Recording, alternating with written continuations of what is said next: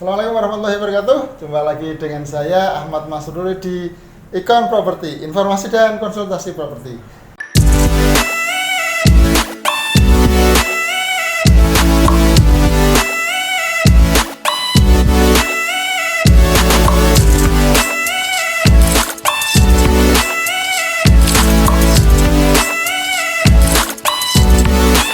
Oke, apa kabar sahabat-sahabat properti?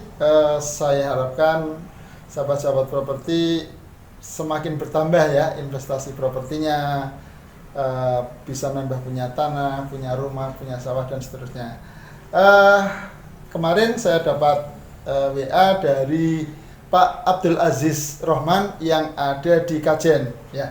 Pak Abdul Aziz Rohman ini menanyakan kepada saya, Pak, apa yang dimaksud dengan jual beli properti di bawah tangan? Ya, oke. Ini pertanyaan menarik karena sebenarnya masalah ini sering terjadi di sekitar kita, bahwa banyak sekali orang-orang itu melakukan transaksi jual beli dengan cara bawah tangan. Contohnya seperti ini. Pak Udin itu mau menjual sepetak sawah untuk kebutuhan anaknya kuliah. Nah, karena butuh uang paling sekitar 50 juta, sedangkan sawahnya ini harganya 400 juta. Dia jual kepada Pak Amin. Dia jual 300 juta. Sudah Pak, bayarnya 50 juta saja dulu. Karena saya butuh untuk bayar kuliah anak saya. Nah, ini sering terjadi di sekitar kita karena kebutuhan mendesak. Propertinya berupa sawah ini dijual, harganya 400 diturunkan menjadi 300. Terus Pak, lah ini tanda tangan sudah gampang ya kan, gampang, sama tetangga sendiri, sama sedulur sendiri, sama keluarga sendiri, gampang. Oke, karena kegampangan inilah ini yang sebenarnya tidak mengunci risiko, dan ini berbahaya untuk membuka potensi digugat ya. Oke, kalau kedua orang ini, Pak Amin dan Pak Udin ini fair, oke, nanti kekurangannya yang menuju 300 juta ini lunas, itu akan dibayar nyicil atau bertahap. Boleh-boleh saja kalau keduanya sama-sama fair. Nah, saya tunjukkan di mana letak potensi kesalahannya. Yang pertama, tidak ada pegangan, ya kan? Tidak ada pegangan. Pak Amin ini mengeluarkan uang 50 juta untuk beli sawahnya Pak Udin.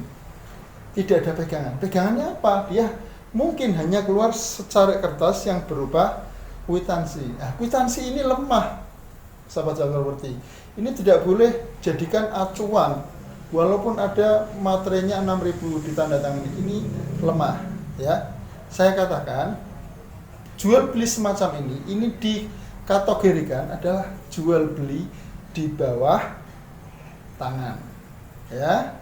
Terus jual beli yang sah seperti apa? Jual beli yang sah dan benar adalah jual beli properti yang dilakukan di kantor notaris, di mana proses transaksi jual belinya dikuatkan di secari kertas yang bernama akta jual beli atau lebih terkenal dengan AJB. Oke, jadi AJB itu secara hukum itu memperkuat dari Pak Udin menjual kepada Pak Amin.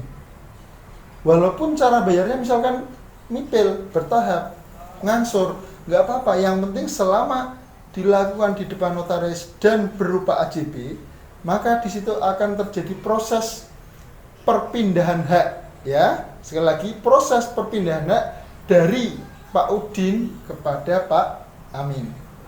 Nah, perpindahan ini dilakukan oleh pihak yang berwenang, yaitu dalam hal ini notaris atau PPAT, pejabat pembuat akta tanah ya.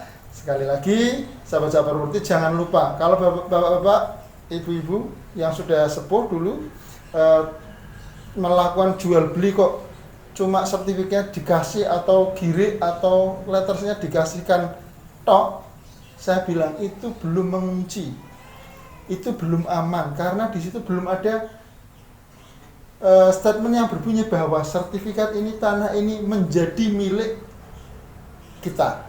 Ya, sekali lagi, kalau ada setumpukan sertifikat di rumah, dulu bapak ibunya beli, tetapi belum dibalik nama atau tidak ada AJB-nya, saya katakan itu belum aman. Ya, kalau ada contoh misalkan maaf masjid atau musola yang dulunya diwakafkan oleh simbah-simbahnya, terus kemudian sekarang digugat oleh anak cucunya, nah itu salah satu yang saya tadi sampaikan, itu belum mengunci secara aman, secara legalitas. Ya, itu terima kasih Pak Aziz atas pertanyaannya, semoga bisa memberikan wawasan baru, pencerahan baru. Terima kasih dari saya, sampai jumpa di Icon Property selanjutnya, dan apabila ada pertanyaan lagi silahkan komentar di bawah ini. Kalau video ini bermanfaat silahkan dibagikan. Terima kasih, sampai jumpa lagi di video berikutnya. Icon Property, informasi dan konsultasi properti. Assalamualaikum warahmatullahi wabarakatuh.